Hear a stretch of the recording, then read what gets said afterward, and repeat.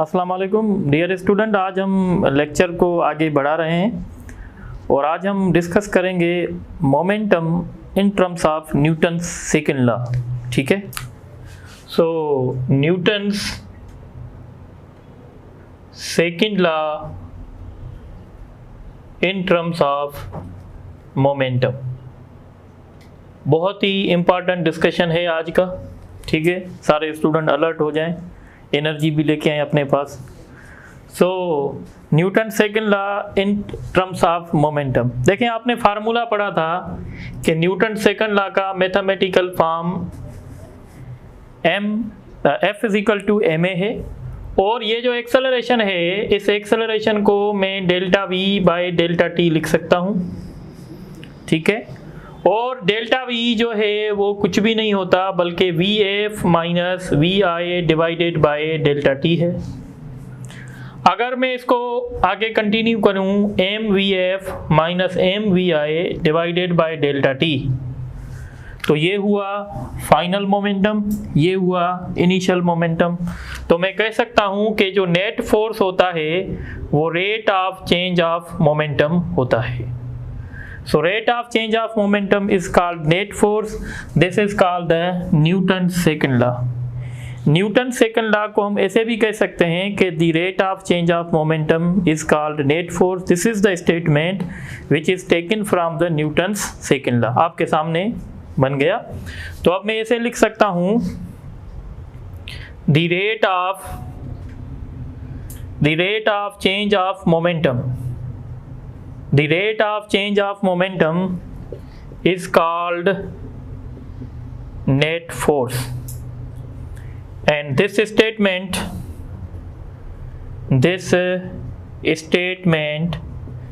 has been taken from Newton's second law. ये Newton second law से लिया गया है। देखें, अगर किसी बॉडी पे नेट फोर्स 0 होगा तो उस बॉडी का मोमेंटम कांस्टेंट होगा, यानी rate of change of momentum 0 होगा। ठीक है, तो ये बात आपको समझ में आनी चाहिए। अब हम आगे चलेंगे और कुछ और डिस्कस करेंगे। अब हम बहुत इंपॉर्टेंट टॉपिक डिस्कस करने वाले हैं जिसको हम कहते हैं इम्पल्स। इम्पल्स क्या होता है? तो हम सिंपल ये कहते हैं दी change in momentum. The change in momentum is called impulse. अब देखें, अगर सिर्फ चेंज इन मोमेंटम लिखा होगा हम उसको इम्पल्स कहेंगे, अगर rate of change of momentum लिखा होगा तो हम उसको फोर्स कहेंगे। यानी इम्पल्स जो है, इसको अगर मैं J से शो करता हूँ तो ये डेल्टा P के बराबर होता है, या इस इम्पल्स को I से भी शो कर सकते हैं, जिस वजह से आप शो करें कोई इशू नहीं है। अच्छा, एक बात तो आप समझ गए कि impulse and momentum have same units and dimension. जैसा यूनिट इम्पल्स का होगा वैसा यूनिट मोमेंटम का होगा। और अब आप इम्पल्स को दूसरे तरीके से भी डिफाइन कर सकते हैं। हम ऐसे भी कह सकते हैं it is the product of force and time, यानी इम्पल्स जो होता है वो फोर्स और टाइम की प्रोडक्ट होता है। ठीक है, अब इम्पल्स का बेसिक कॉन्सेप्ट क्या है तो बात समझे। देखें, इम्पल्स का बेसिक कॉन्सेप्ट होता है कि हम जब किसी भी बॉडी पे फोर्स अप्लाई करते हैं, तो वो फोर्स जो है बॉडी का मोमेंटम कितना चेंज कर रहा है। कोई भी फोर्स बॉडी का मोमेंटम कितना चेंज करेगा वो दो फैक्टर पे डिपेंड करेगा।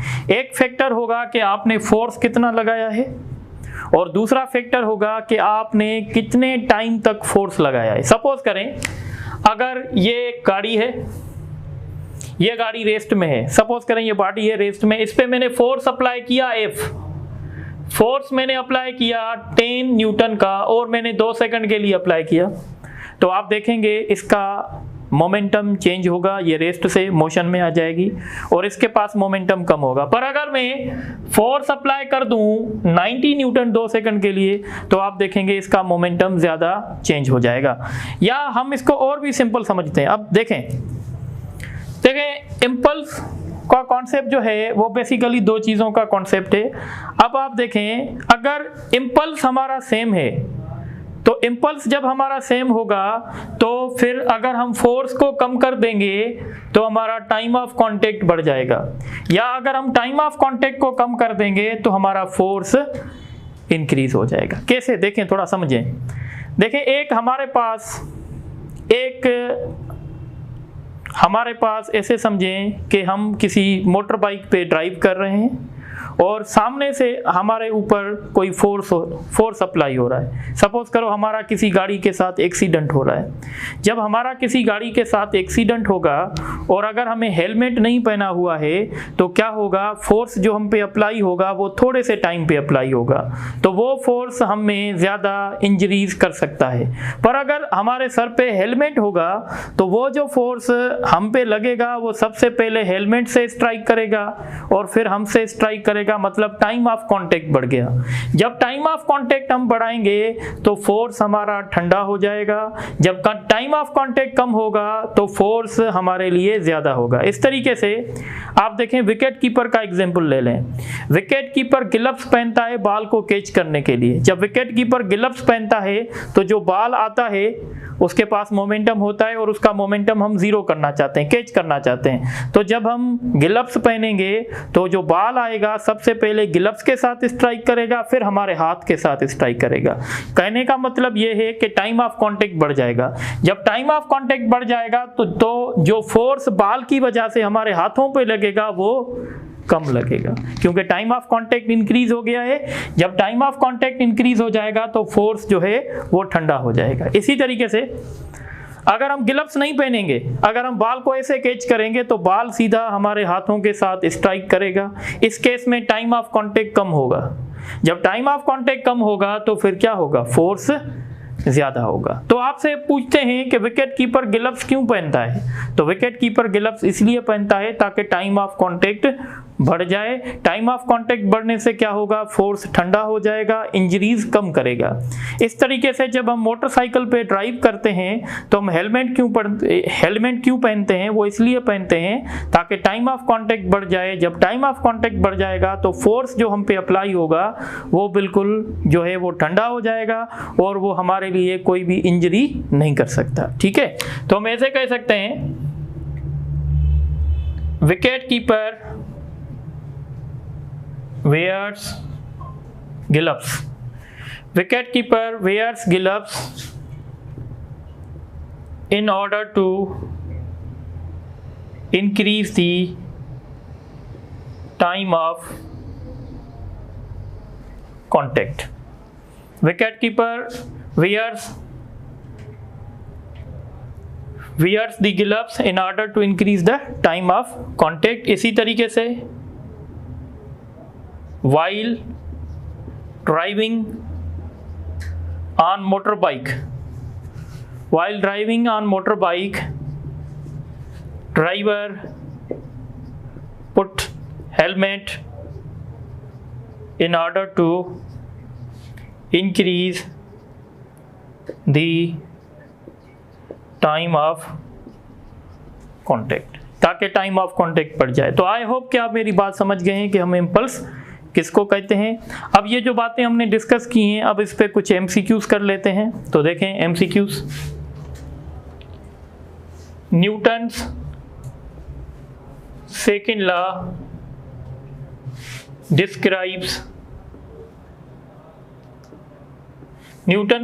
Describes option A force, option B acceleration, option C rate of change of momentum, option D all of these. तो क्या ऑप्शन होगा इसका? तो आपने देखा था न्यूटन सेकंड लॉ फोर्स को भी डिफाइन करता है, एक्सेलरेशन को भी डिफाइन करता है, rate of change of momentum को भी डिफाइन करता है, इसलिए इसका ऑप्शन होगा ऑल ऑफ दीज। इसी तरीके से एक दूसरा क्वेश्चन देख लें। The rate of change of free falling body, the rate of change of momentum of free falling body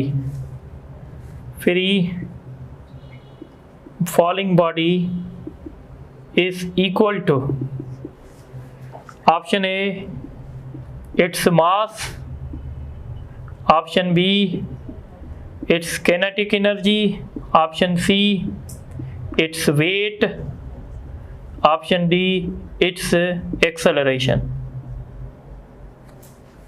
तो फ्री फॉलिंग बॉडी पे जो नेट फोर्स होता है उसको हम वेट कहते हैं। फ्री फॉलिंग बॉडी पे कौन सा फोर्स एक्ट करता है? वेट। और जो जिस बॉडी पे फोर्स एक्ट करेगा वो उसका क्या कहलाएगा? वो उसका कहलाएगा rate of change of momentum. इसीलिए हम फ्री फॉलिंग बॉडी में वेट को rate of change of momentum भी कह सकते हैं। तो इसका ऑप्शन सही क्या होगा? तो इसका ऑप्शन जो सही होगा इट्स वेट होगा। अब एक और क्वेश्चन देख लें। 100 Newton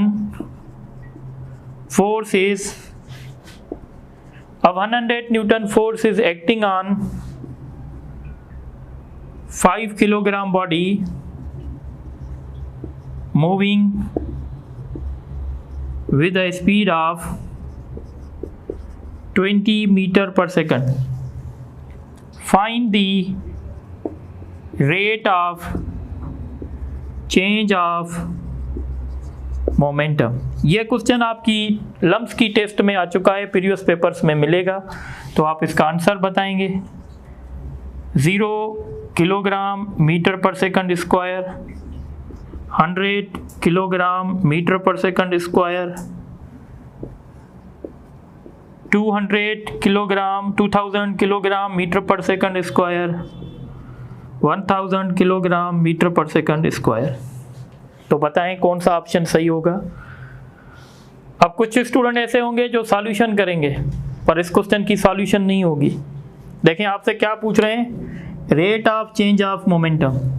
जो rate of change of momentum होगा वो हम फोर्स को कहते हैं। और आप देखें इस बॉडी पे कितना फोर्स अप्लाई हुआ है, 100 न्यूटन। पर देखें मैंने यूनिट्स चेंज कर लिए हैं और आपको पता होना चाहिए kilogram metre per second square किसका यूनिट होता है?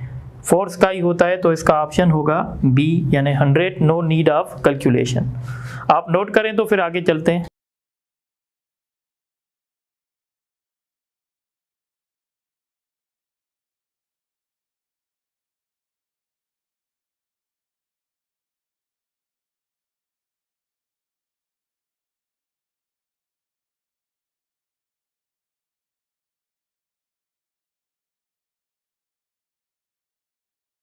अच्छा, अब ये कुछ क्वेश्चन देखें जो मैंने लिखे हैं, बहुत इंपॉर्टेंट है। अ 10 kilogram object is moving with the speed. Object का मास 10 किलोग्राम है और उसकी स्पीड है 20। Collides with the wall. After collision the object is bounce back with same speed. If the time of contact between wall and object is 0.01 second, find the force exerted by wall on the object. अब ये consider करें wall है, ये object जा रहा था और ये जाने की स्पीड है। देखें हम मोमेंटम से डील कर रहे हैं, मोमेंटम वेक्टर है। तो हम क्या कर रहे हैं? जाने वाली जो वेलोसिटी है उसको हम नेगेटिव कंसीडर करेंगे। ठीक है, सपोज करें अगर हम इसको नेगेटिव कंसीडर कर रहे हैं जाने वाली वेलोसिटी, तो वापस आने वाली वेलोसिटी जो होगी उसको हम पॉजिटिव कंसीडर करेंगे। ठीक है, अब हमें फोर्स फाइंड करना है। तो फोर्स का फार्मूला क्या होता है? Rate of change of momentum यानी m delta v divided by t। ये हमने अभी थोड़ी देर पहले पढ़ा है। इसका मास 10 किलोग्राम है। स्पीड में चेंज तो कैसे होगा? अब ये वाली स्पीड होगी पॉजिटिव, फाइनल माइनस इनिशियल होती है, पर इनिशियल में पहले से ही माइनस लगा हुआ है तो माइनस इंटू माइनस क्या हो जाएगा? माइनस इंटू माइनस प्लस हो जाएगा। और इसको डिवाइड करेंगे, टाइम ऑफ कॉन्टेक्ट कितना है? 0.01 सेकंड। तो ये 40 हो जाएगा। 40 को मल्टीप्लाई करेंगे तो 400 हो जाएगा। 0.01 से डिवाइड करेंगे तो ये 40,000 हो जाएगा। तो इसका ऑप्शन होगा बी। बहुत हेल्पफुल क्वेश्चन होगा ये आप लोगों के लिए। ये क्वेश्चन देखें, पास पेपर में भी आ चुका है। अ 10 kilogram object is moving with the momentum of 10 newtons per second. If 100 Newton force is acting on object in the direction of, ठीक है, motion for 0.02 seconds, find the change in kinetic energy. अब देखें, change in kinetic energy हम ऐसे find कर सकते हैं कि भाई final kinetic energy minus initial kinetic energy, और ये बराबर होगा final momentum divided by 2m, और ये होगा initial momentum divided by 2m। Initial momentum हमें पता है, इनिशियल मोमेंटम कितना था, 10 का स्क्वायर करो डिवाइडेड बाय 2 इंटू m, तो ये कितना होगा m। मास इसका, चले मैं मास को थोड़ा चेंज करता हूँ, मास में 5 कंसीडर करता हूँ, ठीक है, कैलकुलेशन को आसान करने के लिए। मास 5 हो गया। अच्छा, फाइनल मोमेंटम इसका कितना होगा, तो आप देखें इस पे फोर्स कितना एक्ट कर रहा है, 100 न्यूटन का, कितने टाइम के लिए, 0.02 सेकंड के लिए। तो चेंज इन मोमेंटम कितना होगा, F इंटू टी, हमने अभी पढ़ा था। फोर्स अप्लाई हुआ 100 का, कितने टाइम के लिए, 0.02, तो जब इसको सॉल्व करेंगे 2 होगा। अच्छा, जब जिस ऑब्जेक्ट में, जिस डायरेक्शन में ऑब्जेक्ट मूव कर रहा है, अगर उसी डायरेक्शन में फोर्स अप्लाई होगा तो मोमेंटम बढ़ेगा, पर अगर अपोजिट डायरेक्शन में अप्लाई होगा तो फिर मोमेंटम कम होगा। पहले इसका मोमेंटम कितना था, 10, और मोमेंटम में इंक्रीमेंट कितनी आई, 2 की। तो पहले मोमेंटम 10 था, 2 की इंक्रीमेंट आ गई, तो इसका मतलब है अब इसका मोमेंटम कितना हो गया है, अब इसका मोमेंटम 12 हो गया है। तो 2 इंटू 5, ठीक है, इसका स्क्वायर करेंगे 104 आएगा डिवाइडेड बाय 10, और ये 100 आएगा डिवाइडेड बाय 10। इसको फर्दर सॉल्व करेंगे 14.4 आएगा, और इसको सॉल्व करेंगे 10 आएगा, ठीक है, तो रिजल्ट आएगा 4.4 जूल। तो इसका सही ऑप्शन जो है बी होगा, ठीक है, ये भी पास पेपर में आ चुका है, ठीक है। तो आप देख लें, मैं पास पेपर के क्वेश्चन भी आप लोगों से डिस्कस कर रहा हूं जो आपके लिए बहुत इंपॉर्टेंट है। अब ये क्वेश्चन देखें, ये आज एक स्टूडेंट ने मुझे मैसेज किया था, तो मैंने उसको बताया था कि इंशाल्लाह मैं मोमेंटम में ये क्वेश्चन एक्सप्लेन कर दूंगा, तो आज देख लें। An object is dropped from a height of 10 metre. एक ऑब्जेक्ट को हमने 10 मीटर हाइट से ड्रॉप किया यहाँ से, और ये ग्राउंड के साथ इसने स्ट्राइक किया और फिर बाउंस बैक किया, कहाँ तक, फिर बाउंस बैक इसने किया 2.5 मीटर तक।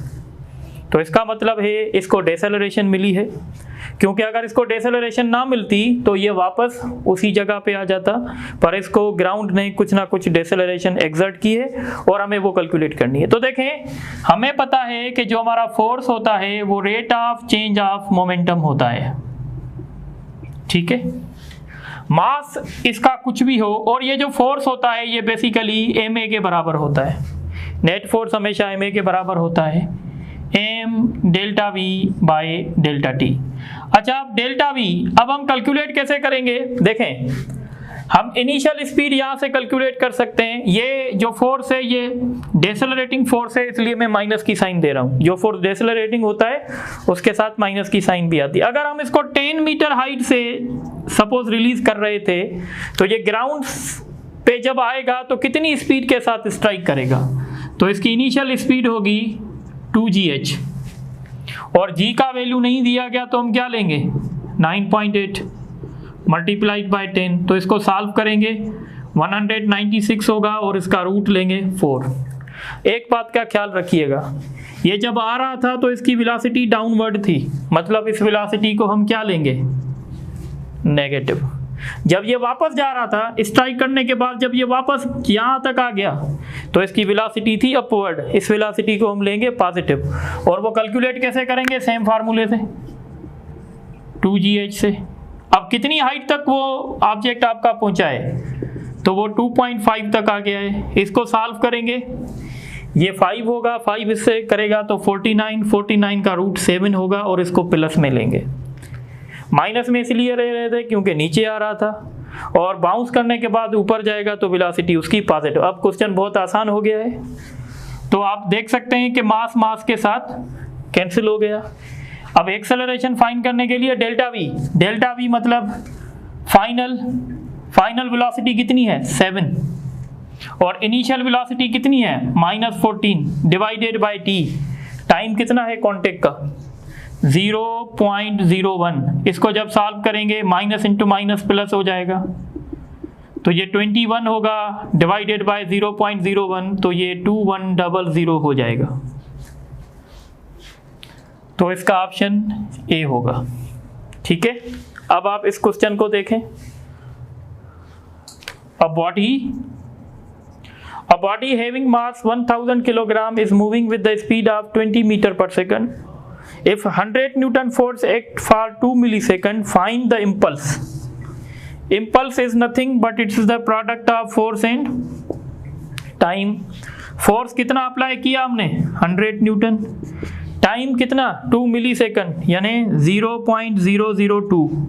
जब हम इसको मल्टीप्लाई करेंगे तो आई थिंक रिजल्ट 0.2 आएगा और इसका यूनिट न्यूटन डॉट सेकंड होगा। तो इसके लिए इसका ऑप्शन सी होगा। एक और क्वेश्चन देख लें, ये क्वेश्चन भी आप देखेंगे तो ज़्यादातर आता है। अब बाल, ये क्वेश्चन वही है जो हमने वहाँ पे आपको समझाया है, तो आप खुद भी कर सकते हैं। ये बाल है, ये एक बाल है, ये स्पीड, इसका मास m है, ये स्पीड v के साथ इसके साथ स्ट्राइक कर रहा है, जाने वाली वेलोसिटी हम नेगेटिव ले रहे हैं, ये बाउंस बैक करके वापस आ गया, तो ये वाली वेलोसिटी हम पॉजिटिव लेंगे। तो चेंज इन मोमेंटम कैसे मिलेगा, मास फाइनल वेलोसिटी माइनस इनिशियल, इसकी फाइनल वेलोसिटी v थी और इनिशियल वेलोसिटी इसकी माइनस v थी, तो माइनस माइनस जब मल्टीप्लाई करेगा तो प्लस यानी 2v हो जाएगा, यानी इसका फार्मूला होगा 2mv। ये चेंज इन मोमेंटम हमने फाइंड कर दिया, तो इसका ऑप्शन होगा C option.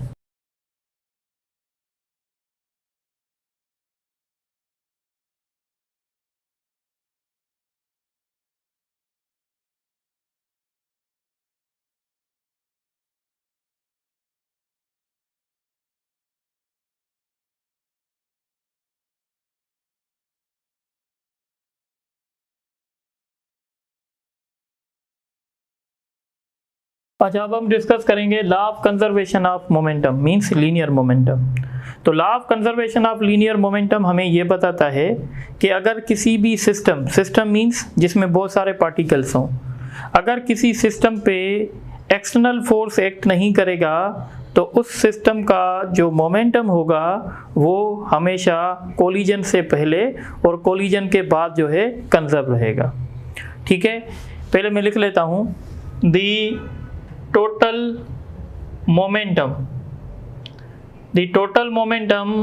of a system before and after collision is conserved if no net force means external force, no net force acting on the system।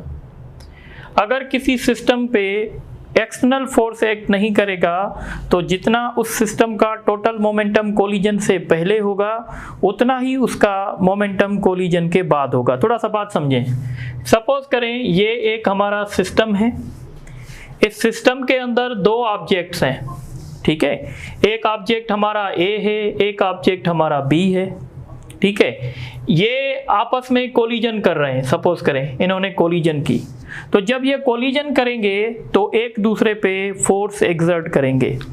अब याद रखिएगा, हमने न्यूटन्स थर्ड लॉ में पढ़ा था, जितना फोर्स A B पर लगाएगा उतना ही फोर्स B A पर लगाएगा। इसका मतलब है जितना मोमेंटम इसका चेंज होगा उतना मोमेंटम इसका भी चेंज हो जाएगा। मतलब कहने का यह है कि अगर B मोमेंटम लॉस करेगी जितना, उतना मोमेंटम A गेन करेगी, अगर जितना मोमेंटम A लॉस करेगी उतना मोमेंटम B गेन करेगी।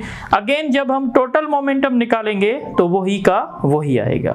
अब सपोज करें इसका मास m1 है और इसकी कोलिजन से पहले, अब हम ऐसे सपोज करते हैं कि इसका मास m1 था, इसकी स्पीड u1 थी, इसका मास m2 था, इसकी स्पीड u2 थी, और थोड़ी देर के लिए हम ये कंसीडर करते हैं कि दोनों सेम डायरेक्शन में मूव कर रहे थे।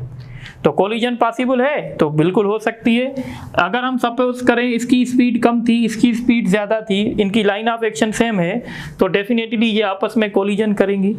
कोलिजन के बाद क्या होगा, दोबारा ये बॉडीज मूव करने लगेंगी। ये आपकी बॉडी बी हो गई, ये बॉडी ए हो गई। अब इसकी कोलिजन के बाद वाली जो वेलोसिटी होगी वो v1 होगी और इसकी v2 होगी। तो कोलिजन से पहला जो मोमेंटम था सिस्टम का, ये होगा m1 u1 plus m2 u2। ये मोमेंटम कोलिजन से पहले था। और हम ऐड क्यों कर रहे हैं, क्योंकि दोनों सेम डायरेक्शन में मूव कर रहे हैं, दोनों का मोमेंटम सेम डायरेक्शन में होगा। और आफ्टर कोलिजन भी हम कंसीडर कर रहे हैं कि ये सेम डायरेक्शन में मूव कर रहे हैं, तो दोनों का मोमेंटम अगेन ऐड किया जाएगा। ये जो मैथमेटिकल फॉर्म आप देख रहे हैं इसको कहते हैं law of conservation of momentum. अब एक बात आप याद रखें, ऐसा सिस्टम जिस पे एक्सटर्नल फोर्स एक्ट नहीं करता उस सिस्टम को कहते हैं आइसोलेटेड सिस्टम। तो आइसोलेटेड सिस्टम का मोमेंटम बिफोर कोलिजन और आफ्टर कोलिजन हमेशा कंजर्व होता है, क्योंकि ये आइसोलेटेड सिस्टम है। और आइसोलेटेड सिस्टम उस सिस्टम को कहा जाता है जिस पे एक्सटर्नल डिस्टर्बेंस नहीं होती है। तो मैं ऐसे भी लिख लूंगा, the momentum of an isolated system before and after collision is conserved. What is isolated system? Isolated system, the system on which no external force is acting। ऐसा सिस्टम जिस पे कोई भी एक्सटर्नल फोर्स एक्ट ना करे उसको हम कहते हैं isolated system. Example of isolated system, molecules of gas के जो मॉलिक्यूल्स हैं, आइडियल गैस के जो मॉलिक्यूल्स हैं, these are the example of isolated system. Molecules of an ideal gas, ideal gas के जो मॉलिक्यूल्स होते हैं वो हमेशा आइसोलेटेड सिस्टम का एक एग्जाम्पल होते हैं। तो ये इक्वेशन आपको याद रखनी है। अब हम थोड़े से एग्जाम्पल देख लेते हैं। Examples of law of conservation of momentum. अच्छा, अब एक बात यहाँ पे क्लियर कर दें, ये जो law of conservation of momentum है ये बेसिकली न्यूटन के कौन से लॉ पे बेस्ड है? क्या ये न्यूटन के फर्स्ट लॉ पे बेस्ड थे, न्यूटन के सेकंड लॉ पे बेस्ड थे, या न्यूटन के थर्ड लॉ पे? तो थोड़ा सा सोचें। मैंने थोड़ी देर आपको पहले बताया था कि जब ये आपस में कोलिजन करेंगे तो जितना फोर्स ए बी पर लगाएगा उतना ही फोर्स बी ए पर लगाएगा मैग्नीट्यूड के हवाले से। तो ये मैं किस लॉ की बात कर रहा था? ये मैं थर्ड लॉ की बात कर रहा था। थर्ड लॉ की वजह से हम कहते हैं कि ये लॉ बेस्ड है, यानी law of conservation of momentum Newton के थर्ड लॉ पे बेस्ड है। अगर कोलिजन के दौरान ए ने फोर्स कम लगाया, बी ने फोर्स ज्यादा लगाया, तो किसकी वायलेशन हो जाएगी?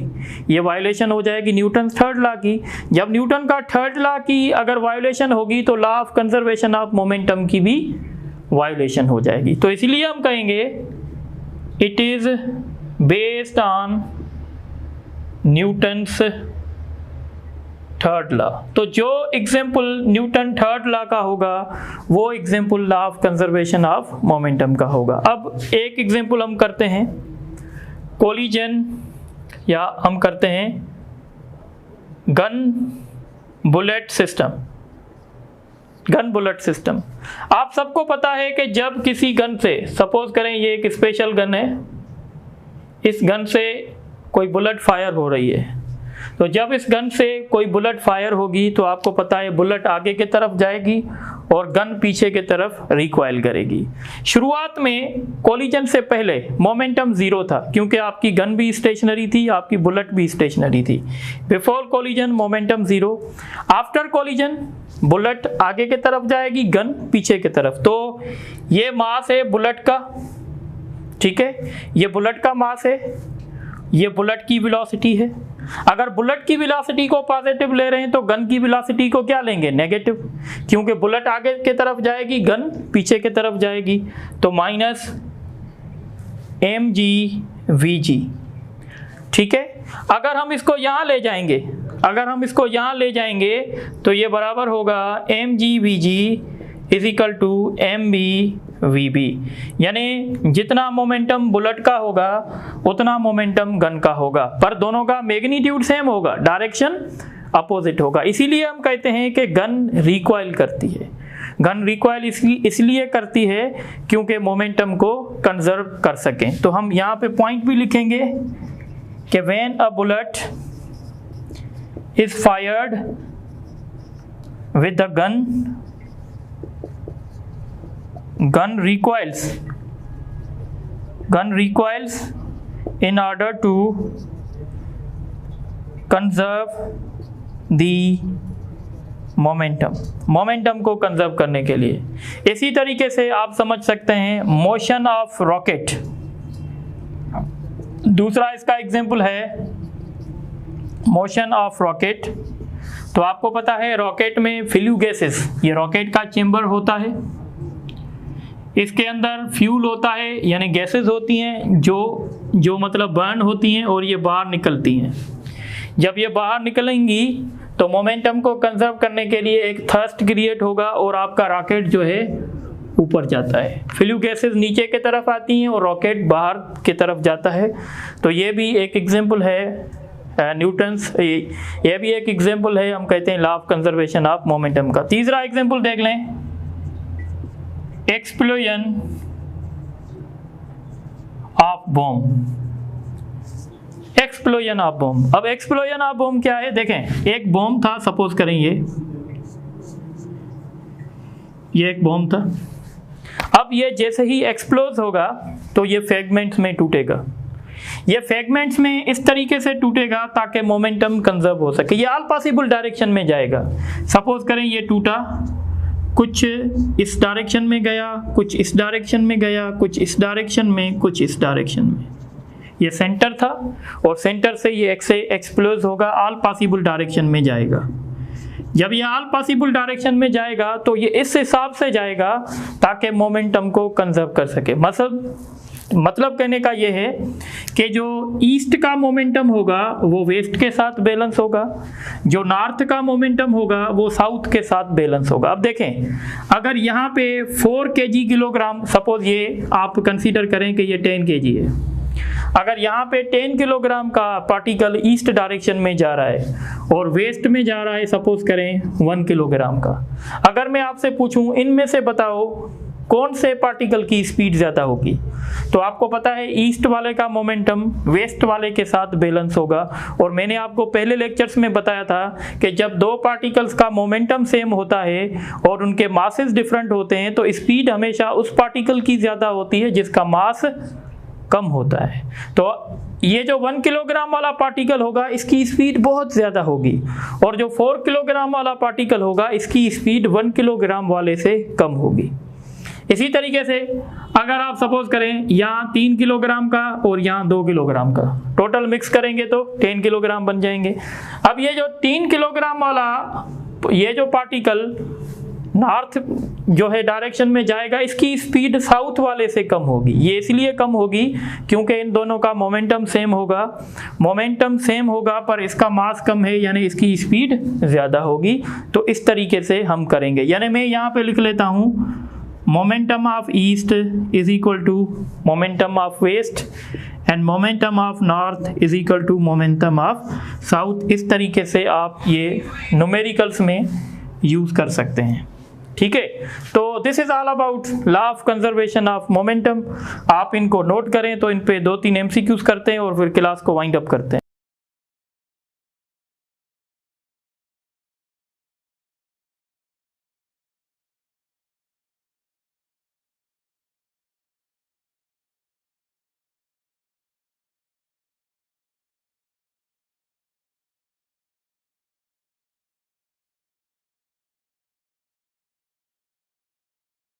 अच्छा, अब ये क्वेश्चन देखें जो मैंने कुछ लिखे हैं, पास पेपर्स के भी हो सकते हैं। So a bullet is fired with a gun, then which of the following is correct. तो ये एक थ्योरेटिकल क्वेश्चन है। Kinetic energy of bullet is high as compare to gun. तो मैंने बताया था, जैसे आप जानते हैं कि बुलेट और गन का मोमेंटम इक्वल होगा, पर आपको पता है गन का मास हमेशा बुलेट से ज़्यादा होता है। तो मैंने बताया था कि जब दो बॉडीज़ का मोमेंटम सेम होता है तो काइनेटिक एनर्जी उसकी ज़्यादा होती है जिसका मास कम होता है। तो बुलेट का मास कम है इसलिए इसकी काइनेटिक एनर्जी ज़्यादा होगी, इसीलिए ये ऑप्शन सही है। दूसरा ऑप्शन है momentum of bullet is greater than gun, ये गलत है, दोनों का मोमेंटम सेम होगा।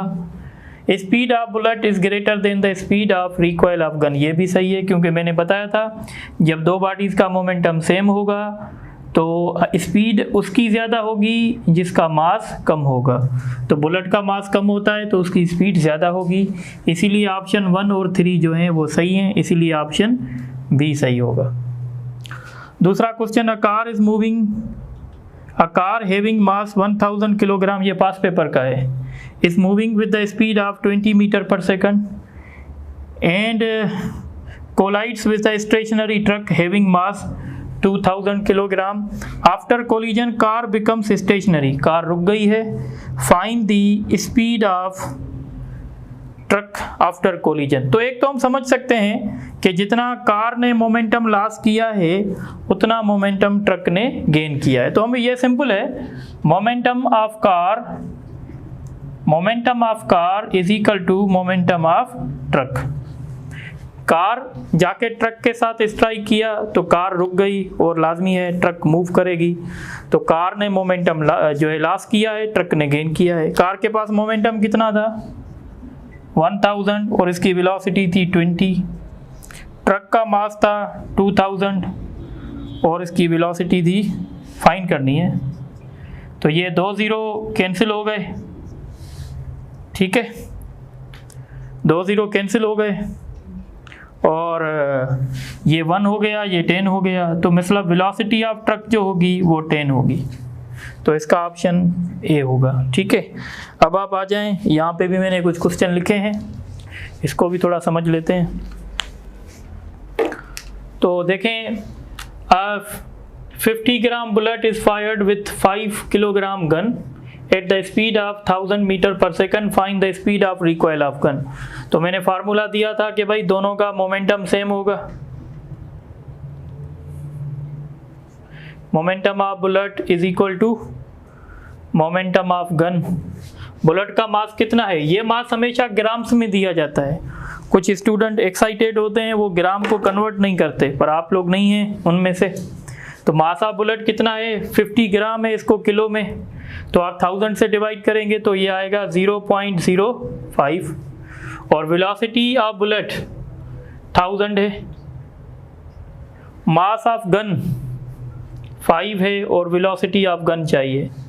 ये 2 0 डेसिमल में कैंसिल हो जाएंगे, तो ये जब इससे मल्टीप्लाई करेगा 50 डिवाइडेड बाय 5, तो यहाँ से आपको velocity of recoil of gun मिलेगी, 10 मीटर पर सेकंड होगी, ऑप्शन ए होगा।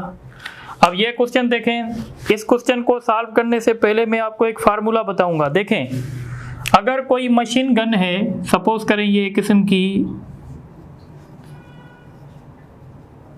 मशीन गन है, ये बहुत सारे बुलेट फायर कर रही है 1 सेकंड में या 1 मिनट में, समझें किसी भी टाइम में, तो होगा क्या, जितना मोमेंटम इस बुलेट्स का होगा उतना मोमेंटम इस गन का होगा। पर अगर हम गन को स्टेशनरी करना चाहते हैं तो हम गन पे फोर्स लगाएंगे, यानी उसका मोमेंटम 0 करेंगे। इसका सिंपल सा फार्मूला है कि force required to hold the gun is equal to momentum of bullets, और एक बुलेट का मोमेंटम क्या होगा, mv, पर हम एक बुलेट फायर नहीं कर रहे, हम बहुत सारी कर रहे हैं, तो होगा nmv। n is what, number of bullets, और divided by t, t means time, जितने टाइम में हम कर रहे हैं। अब ये फार्मूला आपके पास आ गया है, ये फार्मूला किसका है, force required to hold the gun machine stationary, ठीक है। अब देखें, अब आप कितने बुलेट्स फायर कर रहे हैं, तो 600, तो आप n की जगह 600 लिखेंगे। हर बुलेट का मास कितना है, 50 ग्राम, तो 50 इंटू 10⁻³ और हर बुलेट की स्पीड कितनी है 100 divided by T means time. ये जो बुलेट्स फायर हो रही हैं वो कितने टाइम में हो रही हैं 1 मिनट में हो रही हैं 1 मिनट मीन्स 60 सेकंड्स तो 60 लिखेंगे। अब देखें 1 0 2 0 3 0 ये 10⁻³ से कैंसिल 60 आपस में कैंसिल तो फोर्स आपको चाहिए 50 न्यूटन 50 न्यूटन फोर्स चाहिए इसको स्टेशनरी रखने के लिए तो इसका ऑप्शन ए होगा। अब उससे भी बहुत इंपॉर्टेंट क्वेश्चन है जो मैंने नीचे लिखा है 2 balls हैविंग मास एक का मास क्या है m दूसरे का मास क्या है 3m और ये सेम स्पीड के साथ जा रहे हैं बट अपोजिट डायरेक्शन में एक ऐसे और एक ऐसे जा रहा है। इन्होंने कोलिजन की कोलिजन के बाद ये आपस में अटक गए ठीक है। अब आपसे पूछ रहा है इनकी स्पीड क्या होगी यानी अब ये एक बॉडी हो गए हैं अब इनकी स्पीड कितनी होगी तो कोई मसला नहीं है आप law of conservation of momentum apply करेंगे बिफोर कोलिजन। इसका अगर आप इसकी वेलोसिटी अगर नेगेटिव लेंगे तो इसकी वेलोसिटी आप पॉजिटिव लेंगे तो इसका मोमेंटम होगा -mv और इसका मोमेंटम होगा +3mv। कोलिजन से पहले कोलिजन के बाद वेलोसिटी हमें फाइंड करनी है ठीक है। इसको मैं v डैश लिख रहा हूँ कोलिजन के बाद और इनका मास तो 8 होगा यानी 3m + m तो ये कितना हो जाएगा ये 2mv हो जाएगा और ये हो जाएगा आपका 4v डैश तो 4mv डैश ये mm से कैंसिल तो v डैश बराबर होगा 2v/4 यानी v/2। ऐसा ऑप्शन नहीं है आप एक ऑप्शन लिख लें v/2 तो ये आपका ऑप्शन सही होगा।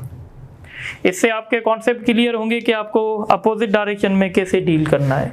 अब आज के लेक्चर का लास्ट क्वेश्चन देख लें। A block of 10 kg is moving with the speed of 20 metre per second. एक ब्लॉक था ये 20 मीटर/सेकंड के साथ मूव कर रहा था। अचानक से ये टूट गया 2 में और एक ब्लॉक इसी डायरेक्शन में जा रहा है दूसरे ब्लॉक की हमें स्पीड कैलकुलेट करनी है तो इस पे हम लगाएंगे law of conservation of momentum. जब अकेला ब्लॉक था तो इसका मोमेंटम कितना था 10 × 20 यानी ब्रेक होने से पहले इसका मोमेंटम तो जितना मोमेंटम इसका ब्रेक होने से पहले होगा उतना ही मोमेंटम ब्रेक होने के बाद। अब ये 2 हिस्सों में ब्रेक हो चुका है एक हिस्सा कौन सा है 4 और 4 का स्पीड कितना है 30 और सेम डायरेक्शन में जा रहा है इसलिए मैंने प्लस की साइन दी है। दूसरा मास कितना होगा अगर टोटल मास 10 था एक का मास 4 है तो दूसरे का कितना होगा 6 और हमें इसकी वेलोसिटी कैलकुलेट करनी है ये पास पेपर में आ चुका है तो इसको मल्टीप्लाई करेंगे ये 200 होगा ये 120 होगा ये 6v होगा ये वहाँ जाके माइनस करेगा तो क्या बचेगा 80 बचेगा 86v तो v बराबर होगा 80/6 यानी 3/40/3 मीन्स 13.3 तो इसका ऑप्शन होगा E। तो इस तरीके से आज का जो हमारा लेक्चर था उसमें हमने डिस्कस किया कि न्यूटन सेकंड लॉ मोमेंटम के लिए क्या कहता है उसके साथ हमने law of conservation of momentum study किया इम्पल्स हमने डिस्कस किया। तो इंशाल्लाह कल वाला जो हमारा लेक्चर होगा उसमें हम कोलिजन डिस्कस करेंगे। आप लोगों को यही सजेशन है कि आप प्लीज़ हमारी जो प्रैक्टिस शीट हैं उनको सॉल्व करें उसमें मैंने सारे क्वेश्चन दे दिए हैं लेक्चर्स भी अच्छे तरीके से नोट करें। सो इंशाल्लाह फिर नेक्स्ट क्लास में आपसे मिलेंगे। Thank you very much.